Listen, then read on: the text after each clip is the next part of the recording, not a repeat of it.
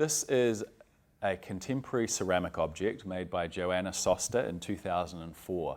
And contemporary ceramics isn't just about making bowls and plates that you might use at home, but it's often about making extraordinary artistic objects that are visually and conceptually really exciting.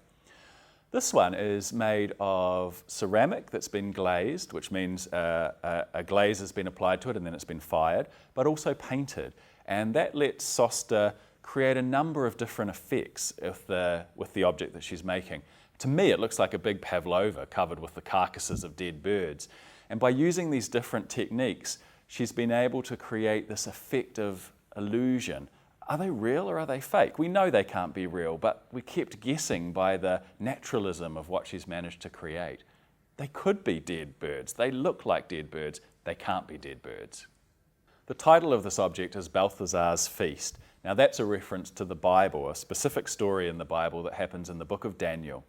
And there's a king called Balthazar, however you want to say it, and he's having a feast. And as part of this feast, he decides to use vessels, cups and plates from the temple, God's vessels, to feast and eat with all of his friends.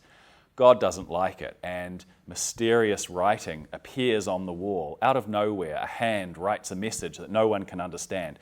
The king is freaked out, and so he tries to get his wise men to interpret it. No one can. Then the king's wife says, "Hey, why don't you talk to Daniel? He's a great prophet. He might know what's going on." Daniel rocks up and says, "This is a message from God. You have offended him. You shouldn't have used the vessels from his temple. You've got a few choices. Either make it up with God and you can keep your kingdom. If you don't, you're going to lose everything." Belshazzar chooses not to listen, loses his kingdom. The other reference in this work is to the genre of still life, the kind of painting and art making which is called still life.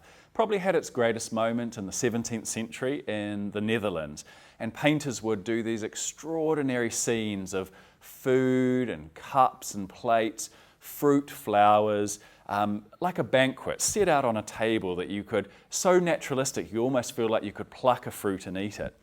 Now they weren't just about wealth, or that was part of what they were dealing with. "Oh, I'm so wealthy, look at my glorious food." They were also about symbolic things. Sometimes a flower could be the Virgin Mary, so it might be religious, but it was also about mortality. Look at these beautiful things. They're beautiful now, but they're going to rot soon, and like all things, we will die. So don't get too happy about all of your wealth in this world. I think you can see that for the artist, pulling all these things together is to talk about our own time and our attitudes to food. For example, food is so complicated in our culture. You know, we overeat, but then we also have eating disorders. We have a strange attitude to things like meat. You know, we eat it all the time, but we don't kill it. We don't think of it as being a creature.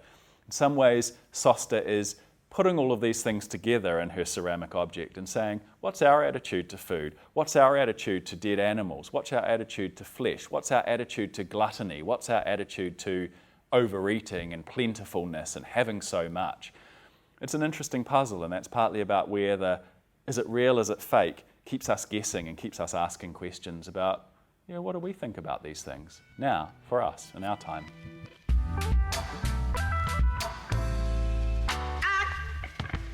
For more information, follow the links in the description below.